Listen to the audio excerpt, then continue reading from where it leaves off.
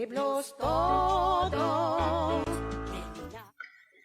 Buenos días con todos, que Dios les bendiga. Qué placer compartir esta mañana con ustedes acerca de lo que el Señor tiene para nosotros. Hoy quiero dirigirme en este culto de resurrección, en este tiempo de domingo de resurrección, compartir del amor y la bondad del Señor Jesús por medio de la vida de 3 de sus discípulos: María Magdalena, Juan y Pedro. Así que vamos a estar atentos a qué es lo que el Señor nos dice para ello, pero quiero pedirles que nos unamos para poder tener un tiempo de oración para empezar esta mañana. Gracias de verdad por el espacio que nos dan y queremos que seamos aprovechados en este tiempo y que Dios hable a nuestro corazón. Así que me acompañen para orar y todos juntos donde estamos. Padre, queremos alabarte en esta mañana. Darte las gracias inmensas por tu favor y bondad con nosotros. Queremos pedirte, Señor, que seas tú dirigiéndonos, ayudándonos, guiándonos y hablando a nuestro corazón. Guía nuestra mente para descansar en ti, en la porción de tu palabra y en tu fidelidad, Señor. Gracias por ello. Ponemos en tus manos este tiempo dominical y que tu paz sea con nosotros. Te alabamos por tu inmensa de tu amor y rogamos de tu bendición en nuestras vidas. Gracias, Padre, en el nombre precioso de Jesús te alabamos, Señor. Amén. Pues esta mañana vamos a abrir nuestras Biblias y vamos a ubicarnos en el libro de Juan, en el Evangelio de San Juan, en el capítulo 20 del Evangelio de San Juan, y vamos a leer desde el versículo 1 hasta el versículo 18. Dice así el escritor en su palabra. El primer día de la semana, muy temprano, cuando todavía estaba oscuro, María Magdalena fue al sepulcro y vio que la piedra del sepulcro había sido quitada. Entonces fue corriendo a ver a Simón Pedro y al otro discípulo, aquel al que Jesús amaba, y le dijo: se han llevado del sepulcro al Señor y no sabemos dónde lo han puesto. Pedro y el otro discípulo salieron y fueron al sepulcro. Corrían los dos juntos, aunque el otro discípulo corrió más aprisa que Pedro y llegó primero al sepulcro. Cuando se acercó para mirar, vio los lienzos puestos allí, pero no entró. Tras él llegó Pedro y entró en el sepulcro y vio los lienzos puestos allí, pero el sudario que había estado sobre la cabeza de Jesús no estaba puesto con los lienzos, sino enrollado en un lugar aparte. Entonces entró también el otro discípulo, el que había llegado primero al sepulcro, y al ver esto, creyó. Y es que aún no habían entendido la Escritura, que dice que era necesario que él resucitara de los muertos. Y los discípulos volvieron a sus casas. Pero María estaba afuera llorando, junto al sepulcro. Mientras lloraba, se inclinó para mirar dentro del sepulcro y vio a 2 ángeles con vestiduras blancas que estaban sentados donde el cuerpo de Jesús había sido puesto. Uno estaba a la cabecera y el otro a los pies. Y le dijeron: mujer, ¿por qué lloras? Les dijo: porque se han llevado a mi Señor y no sé dónde lo han puesto. Tan pronto dijo esto, María se dio vuelta y vio a Jesús que estaba allí, pero no se dio cuenta de que era Jesús. Jesús le dijo: mujer, ¿por qué lloras? ¿A quién buscas? Ella, pensando que era el hortelano, le dijo: Señor, tú te lo has llevado, dime dónde lo has puesto y yo me lo llevaré. Jesús le dijo: María. Entonces ella se volvió y le dijo en hebreo: Raboni, que quiere decir maestro. Jesús le dijo: no me toques, porque aún no he subido a donde está mi Padre, pero ve a donde están mis hermanos y diles de mi parte que suba a mi Padre y Padre de ustedes, a mi Dios y Dios de ustedes. Entonces María Magdalena fue a dar las nuevas a los discípulos de que había visto al Señor y de que Él le había dicho estas cosas.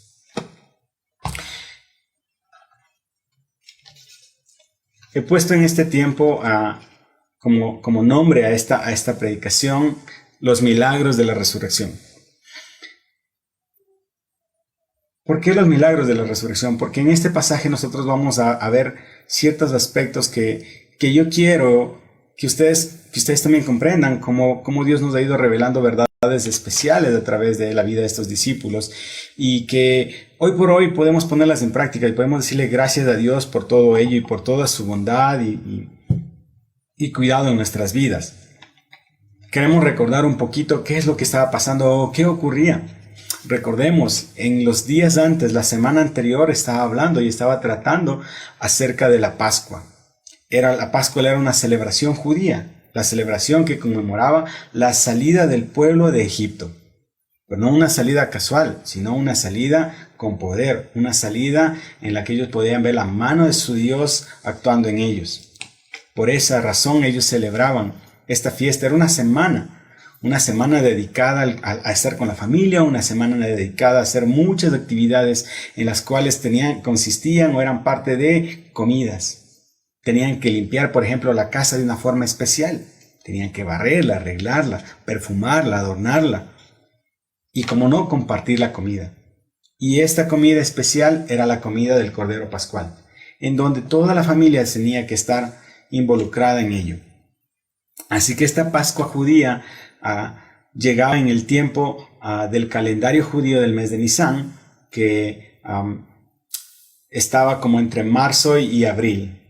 Y siempre iba a ir en esas fechas. No era un calendario como el nuestro ordinario que lo conocemos, sino que ellos se regían por las fases lunares, así que siempre caía en esas fechas. Y pues bueno, esta era la Pascua en la cual esta era la celebración con la cual estaba viviendo antes de la muerte de Jesús, y en el tiempo de resurrección de Jesús estaba terminando ya esta Pascua.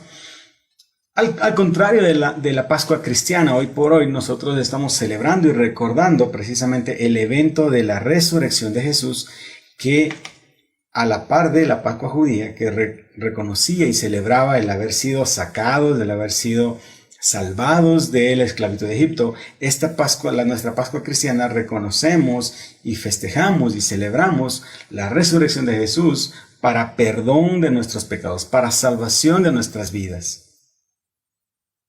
Así que, nada más para entender y pensar qué es lo que estaba ocurriendo y el contexto de esto en cuanto a esta fiesta que era la Pascua y en la cual nosotros estamos involucrados ahora. ¿Por qué es importante el proceso? ¿Por qué es importante la resurrección de Jesús en este punto? Miren, tenemos muchas religiones en el mundo y la mayoría de ellas tienen sus postulados o sus columnas de dogmas, si se puede decir así, en filosofías. Pero tenemos 4 religiones que han marcado la historia y que son las 4 principales que nosotros vamos a encontrar de mayores seguidores. El judaísmo, el budismo, el cristianismo y también el islam. Así que nosotros vamos a ver por medio de estos que sus líderes de estas religiones eran personas, y ninguno de esos líderes se atribuyó, ninguna de esas religiones atribuye a sus líderes una resurrección como se le es atribuida en el cristianismo a la resurrección de Jesús. Y esta resurrección es importante porque hace mención al punto sobre el cual la fe y la doctrina de la iglesia cristiana, de la iglesia de Jesús, de los seguidores de Jesús, basan sus fundamentos de enseñanza y de vida. Así que basado en eso, pensando en cuán importante es este hecho de resurrección, vamos a examinar estos eventos que nosotros encontramos en el libro de Juan capítulo 20, desde el versículo 1 hasta el versículo 18. El primer milagro que yo lo he puesto así o lo he detallado, lo hace el Señor de una forma especial. Primero dice que María fue de mañana y aún siendo oscuro al sepulcro y vio quitada la piedra del sepulcro. Esta es la primera cosa que nosotros nos vamos a encontrar con la resurrección. La piedra es quitada. Y miren, los evangelios, Marcos y Mateo, describen cómo fue puesta primero esa piedra allí. ¿Cuál fue la razón por la que pusieron allí? Dice Marcos 15:46 que el cuerpo se le dio a José de Arimatea. El cuerpo de Jesús se le entregó a él y él compró una sábana y la quitó y la envolvió en la sábana al cuerpo de Jesús y le puso en el sepulcro que estaba cavado en una peña e hizo rodar una piedra en la entrada del sepulcro. Mateo menciona que hubo un sello puesto sobre esa piedra. Mateo capítulo 27 del 64 al 66 dice: manda pues que se asegure el sepulcro hasta el tercer día, no sea no sea que vengan sus discípulos de noche y lo hurten, y digan al pueblo, resucitó entre los muertos. Será el postrer error peor que el primero. Bueno, aquí ya se daban cuenta que cometieron un error con el hecho de señalarle a él, a Jesús, como culpable por decir que era Dios. Y Pilato les dijo, tenéis una guardia. Perdón, id y asegurad lo que sabéis. Entonces ellos fueron y aseguraron el sepulcro, sellando la piedra y poniendo la guardia. No solamente es que era una piedra tan pesada o tan grande, sino que también estaba custodiada por una guardia del ejército romano. Puesto un sello de autoridad para que no pueda ser violentado. Así que no es que solamente era un detalle pequeño mirar esto, pero esta mujer, María, al llegar en la mañana, aún siendo oscuro, dice, ella salió aún siendo oscuro, llegó al sepulcro y vio la piedra que ya estaba quitada. Una de las versiones, una de las traducciones, no solamente dice que la piedra estaba quitada porque pensamos que quizás fue rodada un poco, no, la piedra estaba levantada, literalmente alzada.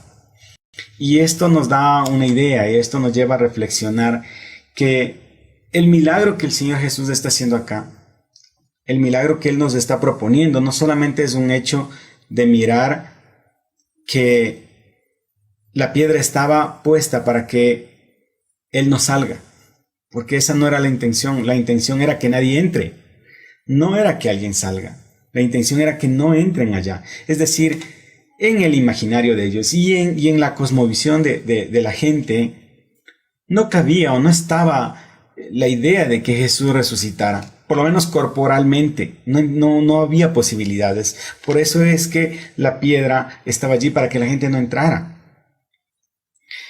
Este milagro hace que nosotros podamos entender que la resurrección empieza con un hecho de Dios, no para que Jesús se muestre quién es, sino para que la gente acuda al lugar indicado y pueda mirar la relevancia de una evidencia que estaba allí. Estaba en el sentido figurado, porque no estaba ningún cuerpo allí como para verlo. Pero ahí había una evidencia que definitivamente nuestro Señor Jesucristo quería enseñarnos a nosotros. A pesar de nuestra incredulidad, a pesar de nuestras batallas, a pesar de una circunstancia externa, como una piedra, como una guardia, que se mantenía allí. El Señor Jesús estaba interesado en que su pueblo, sus hijos, sus discípulos puedan ver la verdad que estaba detrás de ello. Como vemos, María fue muy juiciosa al ir en la mañana, con algo en su mente, y sin duda ese algo no era la resurrección corpórea de Jesús. Jesús, su Salvador, su Señor. Y quiero mencionar esto para hacer un pequeño paréntesis. María tenía un contexto o una vida antes de conocer a Jesús que no era nada agradable. Así que vamos a mirar ese contexto y esa vida de María luego en unos pasajes. Pero hoy vamos a centrarnos nada más en el hecho de que este es uno de los milagros que Él hace. Post-resurrección. Quitar una piedra. Jesús quitó algo que era una barrera para que sus verdaderos discípulos, sus verdaderos seguidores puedan ir e identificar la veracidad de un hecho. Y Él lo hizo con su poder. Lo hizo para nosotros y lo diseñó así. El segundo milagro, nosotros vemos cómo Jesús obra en la vida de su discípulo amado. Y esto nos vamos a identificar con la vida de Él. El Señor Jesús lo pone a su discípulo amado en una carrera. Dice así el versículo 3 al 5. Y salieron Pedro y el otro discípulo y fueron al sepulcro. Corrían los dos juntos, pero el otro discípulo corrió más aprisa que Pedro y llegó primero al sepulcro. Y bajándose a mirar, vio los lienzos puestos allí, pero no entró. Ojo, es interesante ver esto. Este hombre al cual Jesús amaba, este hombre al cual dice que era el discípulo amado, empezó una carrera. Seguro entendió y escuchó algo. ¡Oh! Le avisaron ya que el cuerpo no estaba. Quería ir a verlo. La meta de él era llegar al sepulcro y verlo. Pues salió corriendo y salieron los dos juntos, dice. Y esto es una ilustración de nuestro caminar cristiano también. Nosotros escuchamos una noticia que nos llama la atención acerca de Jesús, una noticia que empieza a llamar nuestra atención. Hemos entregado nuestro corazón a Él y hoy empezamos a seguirle. Esta noticia de correr juntos o esta capacidad de correr juntos nos alegra en un momento porque nos hace ver que no estamos solos. Estamos con otras personas en esta carrera e iniciamos de esta forma. Pero esto no es suficiente. Aunque puede ser alentador que estamos juntos, con el tiempo puede ser muy monótono. O con el tiempo quizás puede darnos un estado de pasividad delante de las cosas. ¿Por qué? Porque nos mantenemos juntos así. Y no porque esté mal hacerlo, sino porque si no crecemos, el mantenernos juntos simplemente nos va a dar una pasividad, nos va a dar un status quo, ¿verdad? Que nos acostumbramos y nos quedamos y nos gustó. Pero luego dice que él corrió más a prisa. El discípulo corrió más a prisa que Pedro, quizás tenía más afán, tenía otra motivación. Llega un momento dado en la vida que nosotros también estamos motivados por algo más y apresuramos nuestro paso y no está mal. No está mal querer prepararnos mejor, no está mal querer asumir otras responsabilidades, no está mal querer tomar otra directriz en nuestro caminar cristiano, no está mal. Nosotros debemos anhelar lo mejor del llamado y del servicio de nuestro Señor. Posiblemente esto va a implicar que ya no estemos junto a otros, pero necesitamos afianzar nuestros pasos en la carrera hacia nuestra meta. Ellos caminaron y fueron hasta allá. Este es uno de los milagros que el Señor Jesús hace en nuestras actitudes. La resurrección nos permite ver eso. Nos permite ver que cada vez que afianzamos nuestros pasos, cada vez que afianzamos nuestras convicciones, nosotros podemos ir más fuertes, más seguros a nuestros objetivos. Más convencidos del llamado de Dios en lo que estamos haciendo. Pero dice, y llegó primero al sepulcro, y bajándose a mirar, vio los lienzos puestos allí, pero no entró.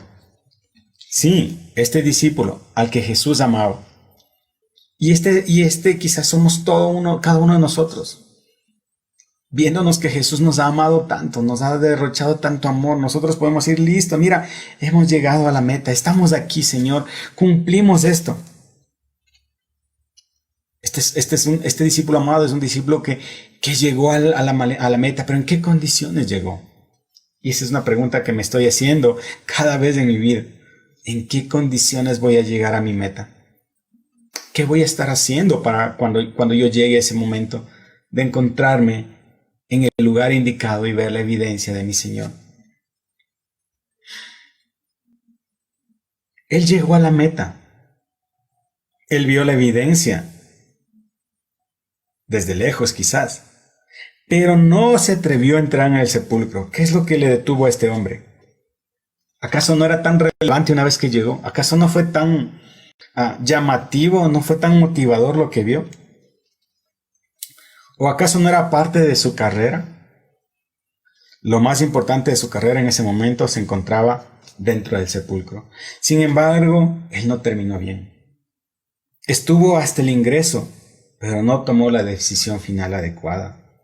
Nuestro cristianismo puede llevarnos a este punto sin tener tiempos de quietud y a la espera de la voz de Dios. Nosotros podemos estar muy cerca, viendo nuestras metas espirituales cumplidas una tras otra, llenándonos de gozo, viendo tremendas victorias espirituales, pero terminar cansados, llegar sin ánimo quizás, llegar con las justas. Y esto no es lo que el Señor quiere. El Señor quiere que nosotros dejemos un activismo espiritual de hacer y hacer y hacer y hacer las cosas y no centrarnos en el ser para el Señor. Lección importante que nos deje este discípulo al que amaba a Jesús. Gracias, Señor, porque nos muestras que nos sigues amando. Muchas veces hemos estado en este camino. Muchas veces quizás llegando a metas una vez, otra y otra, pero viendo en el medio que en realidad no ha sido suficiente. O llegando al final del camino sin un gozo, en él. Así que este segundo milagro nos dice que a pesar de todo ello, él seguía siendo el discípulo al que Jesús amaba. El milagro número 3 nos da Pedro, que en su traducción dice piedra pequeña o piedrita. Dice, luego llegó Pedro Simón tras él y entró en el sepulcro y vio los lienzos puestos allí y el sudario que había estado sobre la cabeza de Jesús, no puesto con los lienzos, sino enrollado en un lugar aparte. Este es el hombre Pedro, quien nos lleva a otro evento de nuestra fe cristiana post-resurrección. Él nos está haciendo algo. Pedro nos está afirmando algo. Pedro nos afirma que no importa el lugar y tampoco importa el tiempo para buscar la verdad y satisfacer nuestras dudas acerca de Dios. No importa el lugar, no importa el tiempo para buscar la verdad y satisfacer nuestras dudas sobre Dios. Dios no nos reprende por haber estado angustiados tanto tiempo o por haber estado con otras prioridades en otro tiempo o estar preguntando cosas a veces medias difíciles de entender o comprender o indagar en el proceso bíblico. Quizás queremos asegurarnos de algo y el Señor quiere darnos esto, quiere enseñarnos. Él está feliz cuando nosotros buscamos y buscamos y buscamos y nos vamos acercando y Él nos va revelando sus verdades. A Pedro le fue necesario entrar en el sepulcro para ser testigo de la evidencia que nadie le iba a quitar de su mente y su corazón. No solamente era necesario llegar al lugar indicado, no solamente era necesario mirar dónde está el lugar indicado. Es necesario bajar, entrar, tocar, evidenciar la verdad de la revelación de Dios. Esto no iba a ser quitado de su mente y su corazón. Esta evidencia no estaba botada ni escondida. ¿Cuál era la evidencia que Pedro estaba buscando? El cuerpo de Jesús. ¿Y qué es lo que él encontró? Encontró el sudario y encontró las sábanas. Y cada una estaba en un lugar, en el lugar indicado, acomodada y en orden. No estaba escondida, estaba a la vista, una vez que se ingresaba al lugar adecuado. Esta evidencia estaba en orden, cada cosa estaba en su lugar. Este milagro que nos deja Pedro, es ese milagro de nosotros poder ver una vez que entramos en el lugar adecuado. Muchas veces pensamos que el lugar adecuado para encontrar las verdades de Dios es la iglesia. Muchas veces pensamos que el lugar adecuado para encontrar la verdad de Dios es el pastor, es tu líder espiritual, es tu mentor, es tu discipulador, es tu papá espiritual. Y no es así. Gracias a Dios por la ayuda de esas personas que nos han apoyado, nos han ayudado y nos han guiado en un camino de verdad, de salvación y direccionando nuestra mente y corazón para servirle al Señor. Pero la verdad puesta de parte del Señor Jesús en nuestras manos y que está a la vista y que nosotros podemos entrar a lugares de esta, su palabra. El lugar adecuado en donde vamos a encontrar la evidencia está acá. Una revelación tal del Señor para nosotros, en la que Él nos muestra quién es, lo que ha hecho. La historia, la arqueología, la ciencia se apoya en la evidencia bíblica para hacer su investigación. ¿Cómo nosotros no vamos a coincidir en las cosas que tienen sustento, que tienen asidero para nuestras vidas, que están basadas en la palabra del Señor? Este hombre Pedro nos llevó a ese evento en nuestra fe cristiana, a entrar al lugar adecuado, a mirar la evidencia que está allí, a la vista. Ojo, a la vista de los verdaderos discípulos, porque son ellos los que fueron al lugar. El verdadero discípulo de Jesús va por él. No todos llegaron a aquel lugar, pero luego Jesús les dijo lo que tenían que hacer y Él se mostró quién era. Pero estos discípulos, María, Pedro y Juan estuvieron en un lugar especial y en un momento especial. Y esta es una revelación, sin duda alguna, diferente.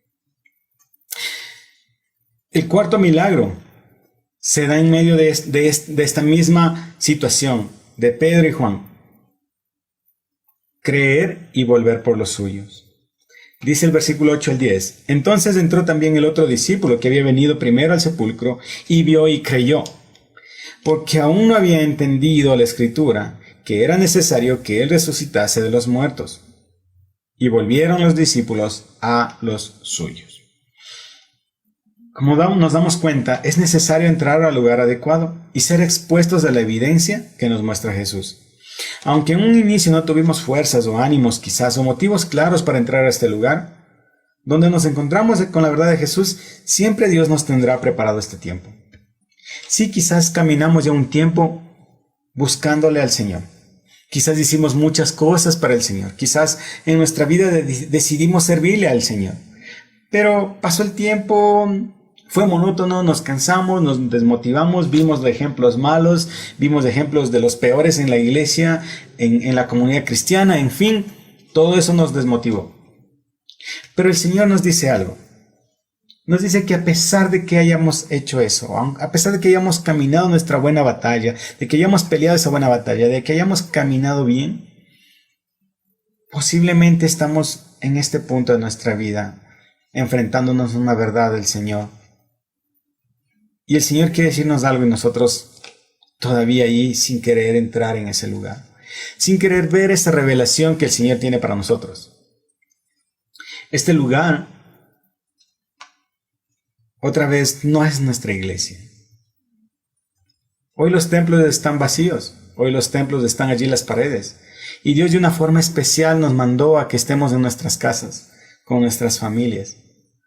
Veía un reportaje hace unos días que por primera vez decían, después de muchos años, iban a celebrar la Pascua como se debe celebrar, en casa. Y esto solamente se da porque Dios así lo quiso. Y Él ha movido las circunstancias para ellos. Pero, como vemos nosotros en este cuarto milagro, creer y volver por los suyos es algo que estos discípulos nos enseñaron y nos vieron. Si nosotros nos damos cuenta, estos discípulos dice que aún no habían entendido las escrituras. Aún, en ese momento no. Pero desde ese tiempo ellos iban a entenderlas. A partir de ese momento ellos iban a comprender. Este cuarto milagro se da en el entendimiento de la palabra del Señor para nosotros creer y volver por los nuestros. ¿Cuáles son los nuestros? Quizás los nuestros, los suyos para ellos, para los discípulos, pudieron haber sido sus mismos compañeros, sus mismos amigos discípulos, o su familia. Pero para nosotros entendemos, a partir de Hechos 1:8, cuáles son los suyos que mencionan. Si a nosotros nos dijeran, vayan por los suyos, ¿quiénes son los suyos? Dijo que recibiremos poder para ser testigos de Él en Jerusalén, en Samaria, en Judea y en todas las regiones del mundo, hasta el fin del mundo.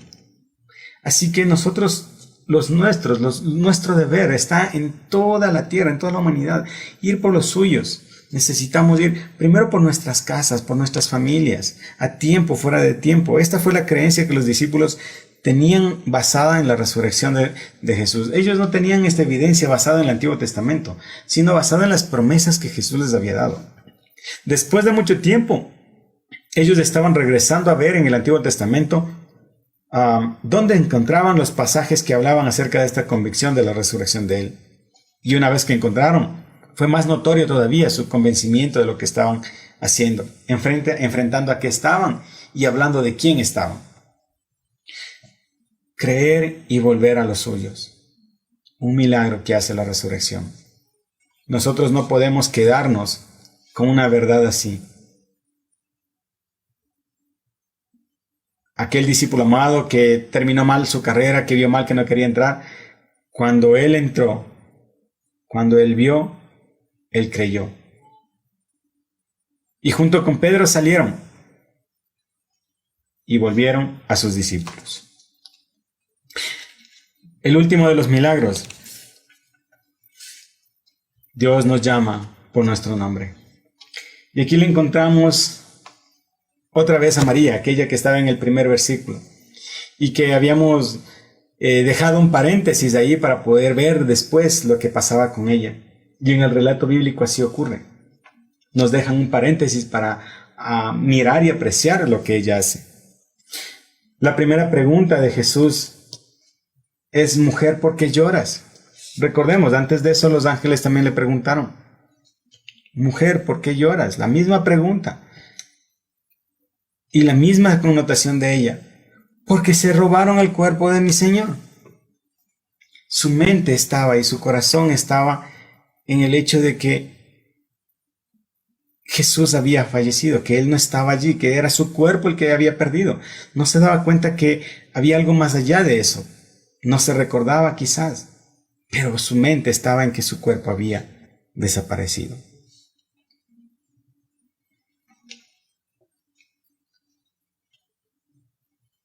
La segunda pregunta que Jesús le hace es distinta a la que le hicieron los ángeles, porque ya en la segunda pregunta no le dice ¿qué buscas?, sino ¿a quién buscas? Esta pregunta de ¿a quién buscas? Ya no hace referencia a un objeto, como ¿qué es lo que estás viendo? ¿Qué estás buscando? ¿Qué se te perdió? No, es a una persona, es a un sujeto, no a un objeto. ¿Qué es lo que buscas? Jesús le dijo a María, ella pensando que era el hortelano, le dijo: Señor, si tú lo has llevado, dime dónde lo has puesto y yo lo llevaré. Todavía María no comprendía y no entendía quién era, porque ella se daba vuelta para hablar con él, pero no le reconocía, no sabía que era Jesús, no entendía y no podía diferenciar esta nueva revelación de él. Esta nueva revelación solamente se diferencia o se encuentra en el texto bíblico cuando Él le llama por su nombre. Cuando le dice María, ella inmediatamente se volvió a Él. Y le dice Raboni, le dice maestro. Ella comprende esto. Y después de escuchar una advertencia de Jesús, Él le comisiona algo y le dice: ve a mis hermanos y diles: subo a mi Padre y a vuestro Padre, a mi Dios y a vuestro Dios. Y entonces ella fue a dar a los discípulos las nuevas de que había visto al Señor y que le había dicho estas cosas. Es impresionante, pero con todo lo que había pasado a María, y este es ese paréntesis que les hablaba que querían conversar o compartir un poco más tarde, ese contexto del cual María había venido, un contexto en el cual ella era socialmente repudiada, socialmente apartada, aislada. Ella vivía en una ciudad que se llamaba Magdala. Seguro estaban viendo la novela, ¿verdad? Así que no tengo que explicar mucho, ¿cierto? Pero esta ciudad era una ciudad conocida por su desorden, por su inmoralidad, por su pecaminosidad. Y ella venía de ahí. Ese era el contexto de esta Magdala. A más de eso, venía atormentada por 7 demonios. Entonces, no solamente era un hecho de socialmente aislada, apartada, segregada, sino que aún espiritualmente ella estaba llenada de otra carga espiritual que no era la de Dios. Y esto hacía que ese pasado, cuando se encuentra con Jesús, el Señor Jesús lo transforma totalmente. Manda a huir a los demonios y hace que Magdalena sea aceptada por su círculo de amigos, de discípulos, de una nueva familia, lo que antes quizás no pudo haber hecho. Esta María, que su contexto dice otras cosas, es la que llegó ahí temprano, aun cuando no amanecía, pero llegó en sus fuerzas y trató de hacer las cosas que pensó que eran lógicas de hacer, hasta que él le llama por su nombre, hasta que él topa un vínculo de amor incondicional con ella. Al mencionarle por su nombre, ella regresa a ver esa esperanza ya no del cuerpo inerte al que iba a preparar, sino a la esperanza de la vida que estaba ofreciéndole su Señor, que ahora estaba allí, su pastor, que ahora le estaba viendo como su oveja, a la cual ella erróneamente confundió con el jardinero del lugar, con el que cuidaba el lugar. Hoy ella estaba disipando todas sus dudas, secando todas sus lágrimas, sacándose toda desesperanza por esperanza, por gozo.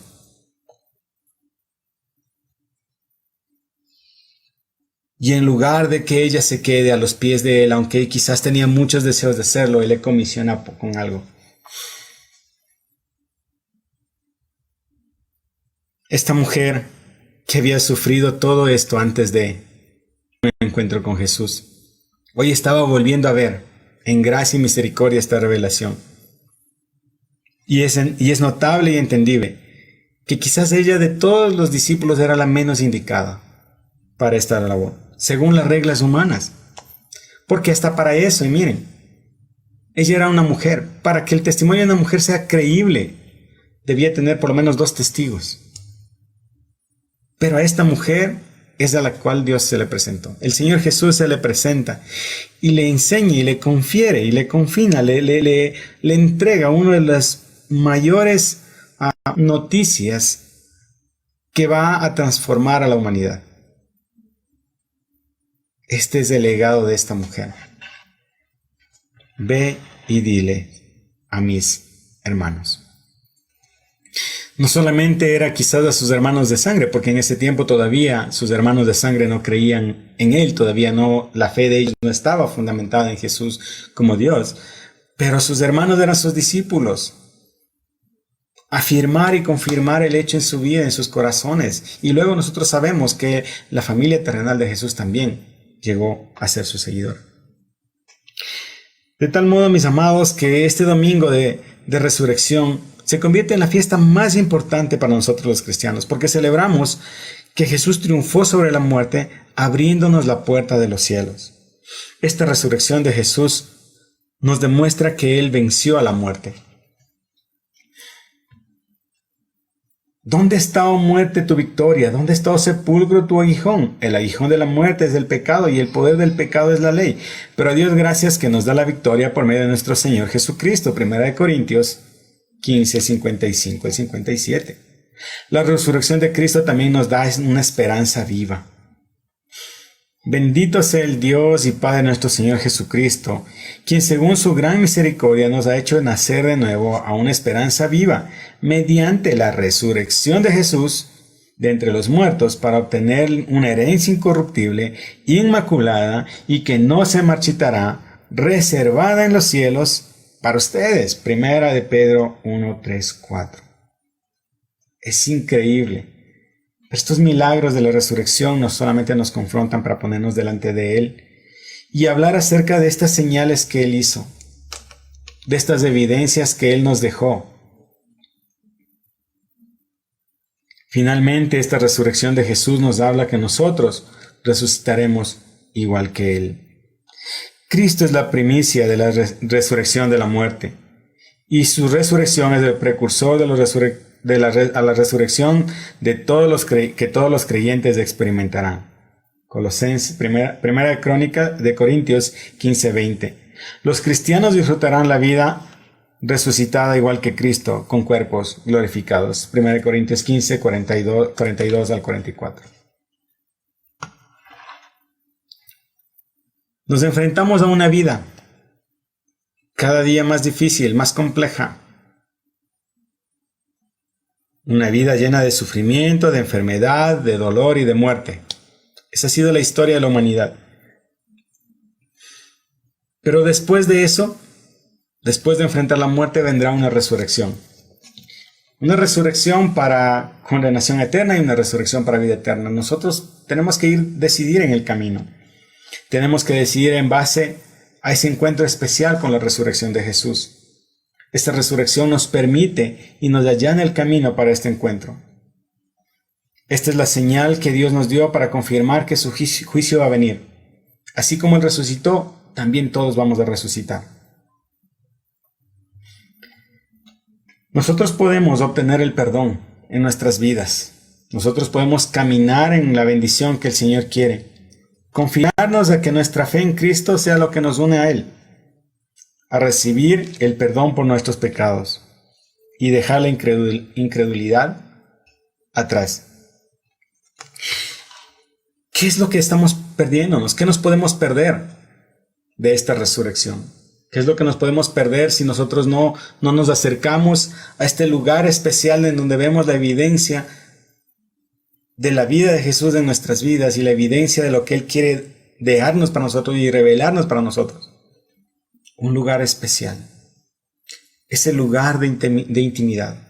Ese lugar de quietud en donde tu corazón se queda quieto y le pregunta al gran Dios, al Creador del universo, que Él sea examinado, que sea transformado, que le muestre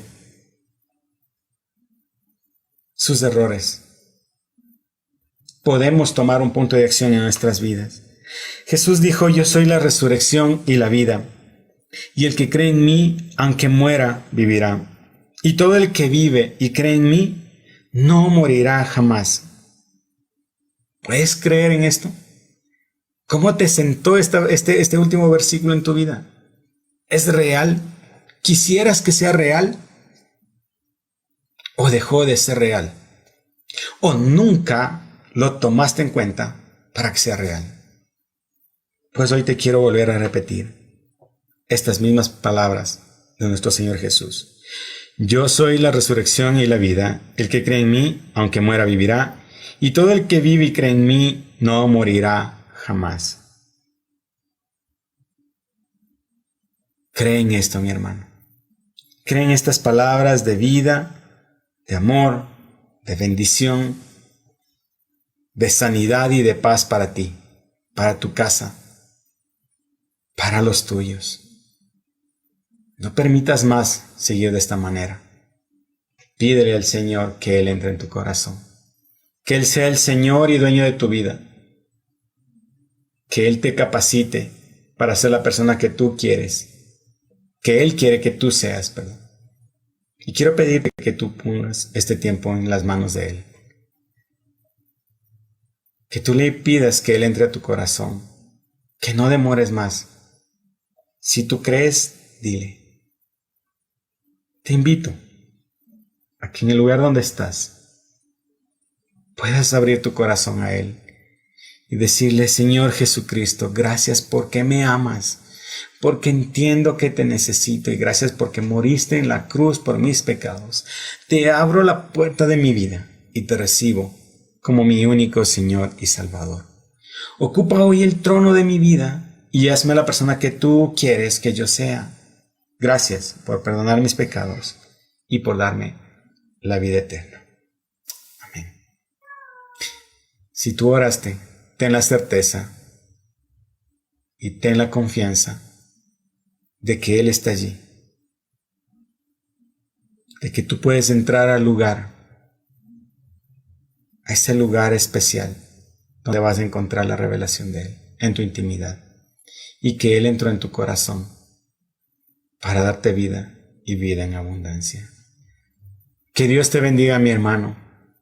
Llénate del amor del Señor y disfruta de este tiempo pascual en compañía de tu familia, llenando de amor ese lugar y llenándolo del poder de Dios para ti. Gracias, mis amados hermanos. Que el Señor acompañe este tiempo. En el nombre precioso de Jesús. Amén.